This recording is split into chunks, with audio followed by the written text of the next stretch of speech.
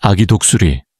우리는 세계에서 가장 인구가 조밀하고 오염이 심한 국가 중 하나인 방글라데시에 대해 파헤칩니다. 빈곤과 무너지는 인프라에도 불구하고 이곳은 에너지, 색채, 회복력으로 넘쳐납니다. 진정한 그 영혼을 들여다봅시다. 영국 식민지배의 유산과 도시 과밀화. 다카의 북적이는 거리 사이를 자세히 들여다보면 예상치 못한 풍경이 눈에 들어옵니다. 바로 교통 속을 기어가는 빈티지 빨간색 2층 버스입니다. 이들은 단순한 이색적인 볼거리가 아니라 과거 시대의 생존자들이며 영국 식민지 인프라의 직계 후손들입니다. 벵골이 영국령 인도 제국의 일부였던 시절 처음 도입된 이 버스는 한때 근대화와 질서를 상징했습니다. 이제는 도시의 무질서 속에서 어울리지 않는 존재처럼 고집스럽게 남아 있습니다. 현재 다카는 2,300만 명이 넘는 인구를 자랑하며 세계에서 가장 인구 밀도가 높은 도시 중 하나입니다.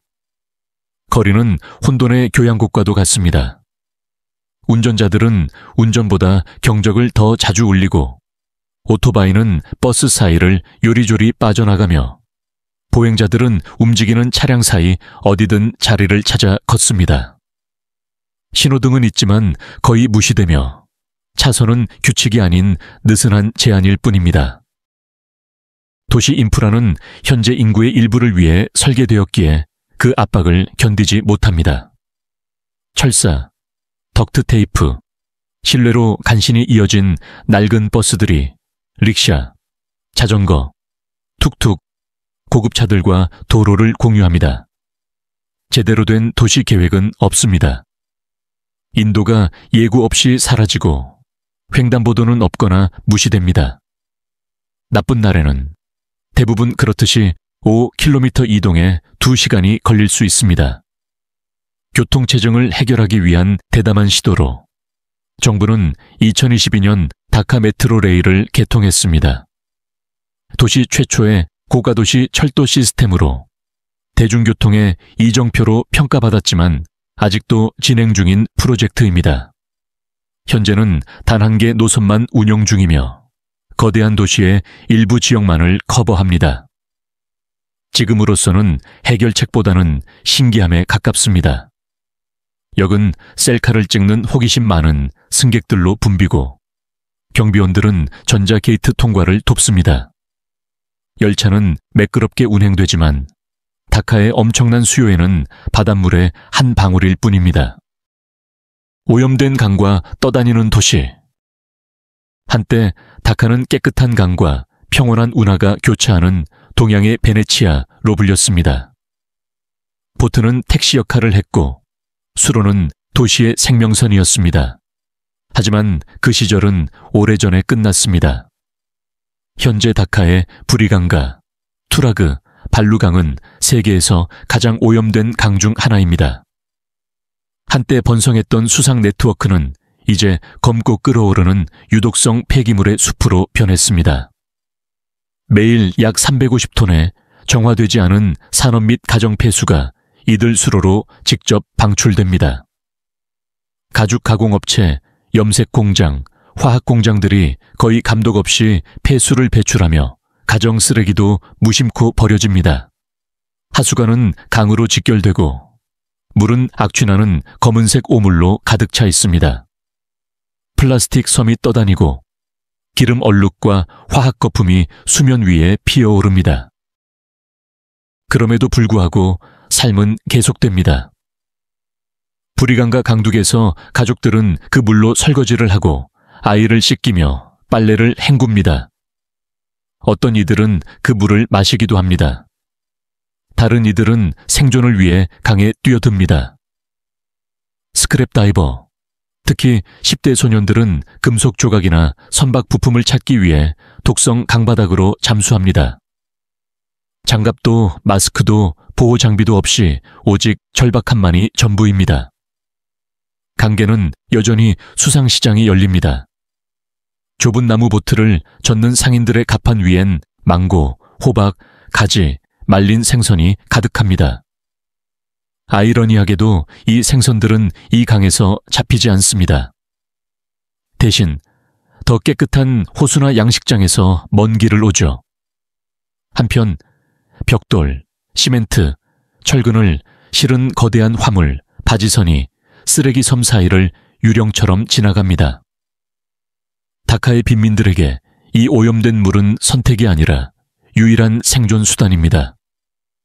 이는 선택이 아닌 필요에서 비롯된 회복력입니다. 고대강이 하수도로 현대 지하철이 교통마비된 거리 위로 지나가며 식민지 유산이 디지털 광고판과 나란히 존재하는 도시, 다카는 끊임없이 모순 위에 떠 있습니다.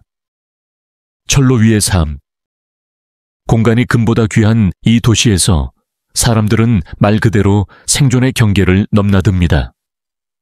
일부 지역에서는 철로 옆 혹은 그 위에 직접 삶의 터전을 일구었습니다.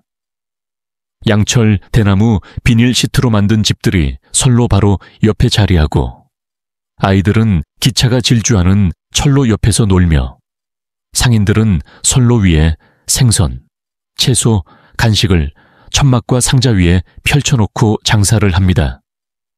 기차 경적이 울리면 모두가 당황하기보다는 익숙하게 물건을 치우고 옆으로 물러섭니다. 기차가 지나가면 다시 일상으로 돌아갑니다. 이 장면은 마치 영화 속 한 장면 같고 위험과 생존이 얽힌 초현실적인 춤처럼 느껴집니다. 많은 이들에게 이 선로는 선택이 아닌 어쩔 수 없는 삶의 터전입니다. 사람들은 선로에 거센 리듬에 적응하며 세계에서 가장 인구 밀도가 높은 도시 중 하나에서 삶을 이어가고 있습니다. 땅의 소금, 치타공 산업. 벵골만을 따라 위치한 치타공은 방글라데시 제2의 도시이자 국가 경제의 핵심 동맥입니다. 다양한 산업 중에서도 가장 육체적으로 고된 동시에 논란이 많은 분야가 바로 선박 해체업입니다. 해안가의 거대한 야드에서는 전 세계에서 온 거대한 화물선들이 해변에 의도적으로 좌초되고 망치와 용접기, 인간의 힘만으로 해체됩니다. 이 분야에서 일하는 사람들 대부분은 가난한 농촌 출신 이주민이며 매일같이 위험을 감수합니다.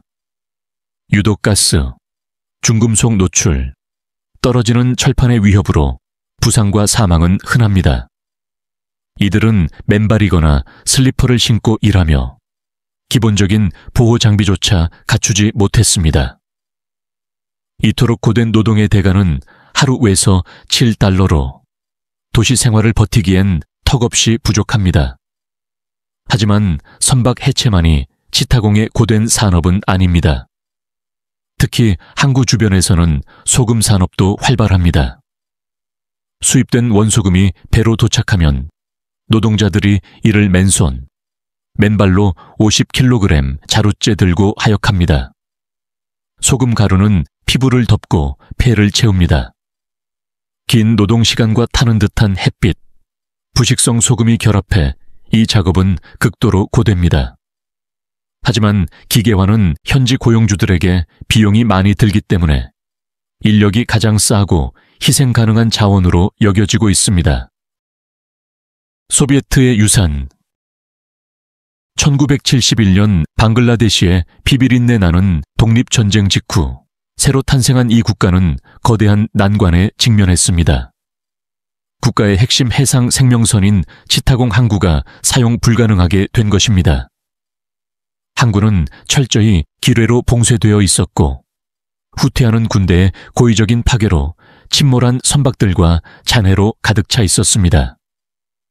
1972년 초 예상치 못한 곳에서 도움이 도착했습니다. 바로 소비에트 연방이었습니다.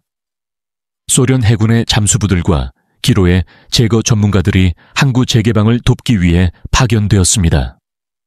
수개월 동안 그들은 진흙투성이의 바닥, 숨막히는 더위, 모기가 들끓는 물속, 그리고 수중 폭발의 끊임없는 위험 속에서 작업을 수행했습니다.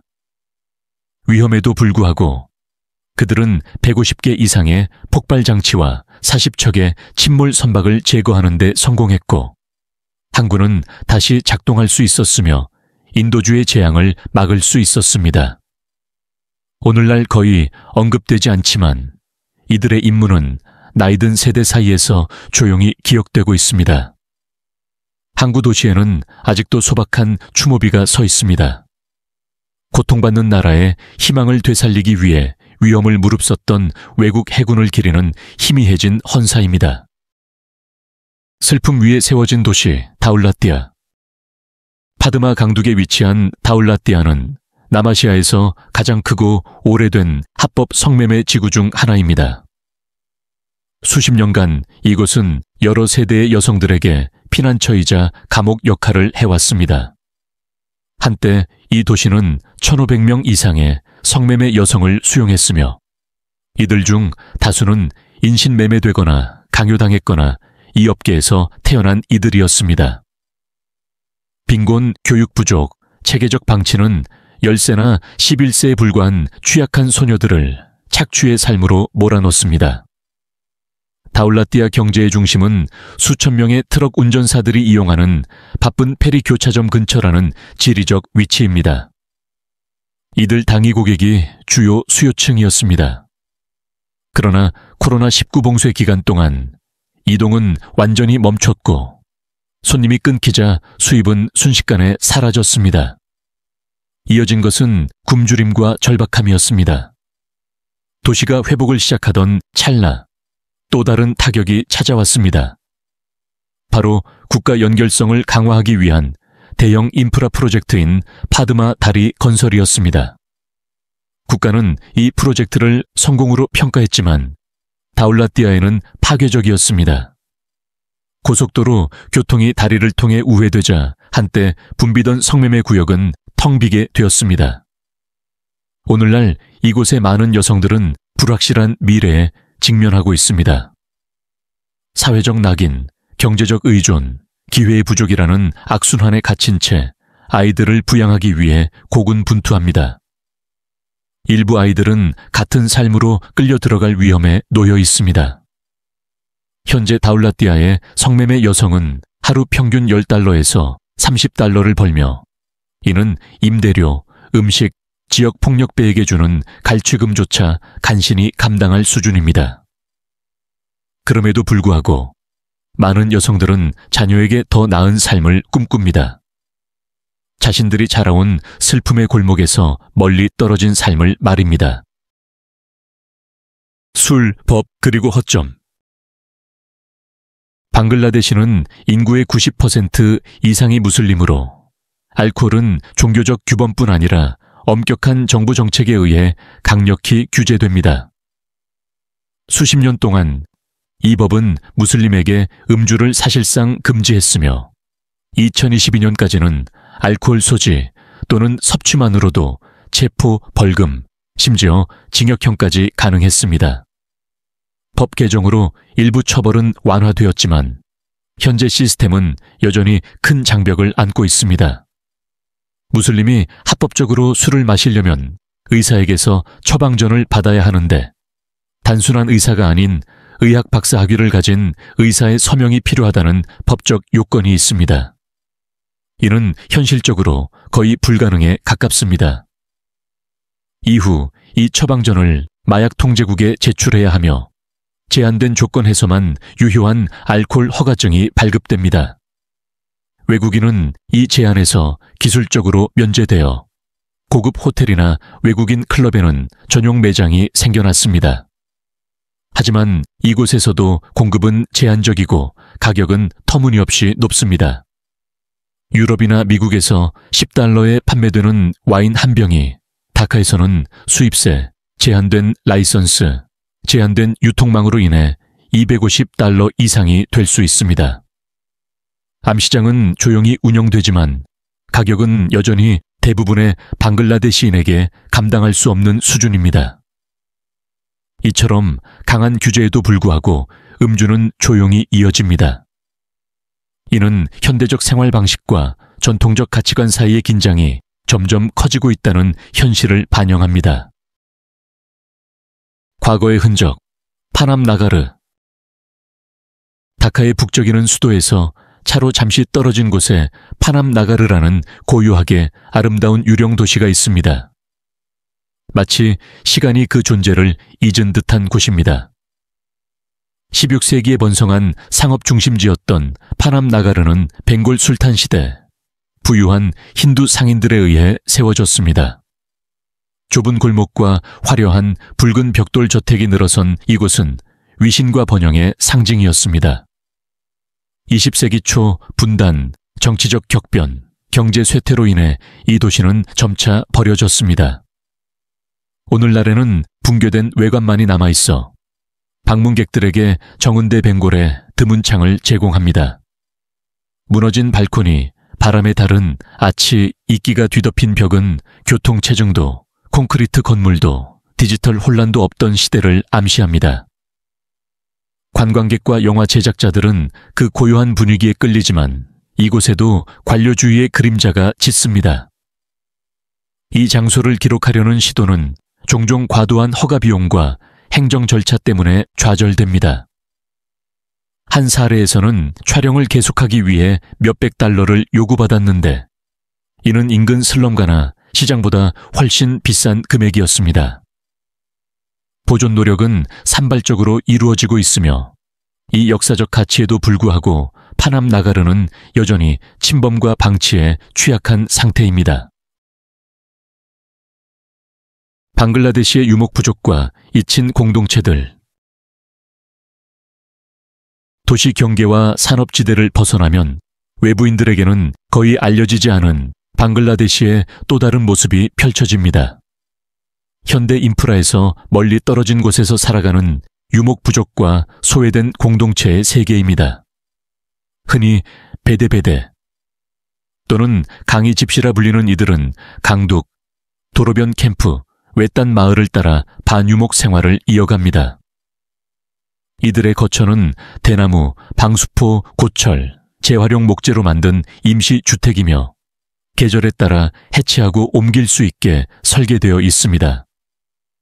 이 공동체는 민간 요법, 뱀부리기, 점술, 그리고 싱가싱가라 불리는 독특한 대체 치료법을 통해 생계를 유지합니다. 싱가는 동물 뿔과 열을 이용해 나쁜 피를 빼내는 방식으로 수백 년 동안 시골 지역에서 신뢰받아온 치료법입니다. 이들의 의학 지식은 문서화되지 않은 채 구전으로 전해지며 공식 교육보다는 세대를 통한 지혜에 뿌리를 두고 있습니다. 풍부한 문화 유산에도 불구하고 대부분의 유목 어린이들은 학교에 다니지 않으며 의료 접근성은 거의 없거나 존재하지 않습니다. 이들은 국가신분증, 토지권, 정부 서비스로부터 체계적으로 배제되어 국가제도에서는 사실상 보이지 않는 존재입니다. 그러나 이 공동체 안에는 자부심, 자율성, 회복력이 존재합니다. 많은 노인들은 동화되는 것에 반대하며 자신들의 정체성을 잃을 것을 우려합니다. 외부인에게는 불안정해 보일 수 있지만 이들에게는 그것이 자유의 한 형태이며 가난과 차별 속에서도 자신들의 방식으로 살아가는 삶입니다. 1971년 독립 이후 방글라데시는 더 나은 미래를 개척하기 위해 싸워왔습니다.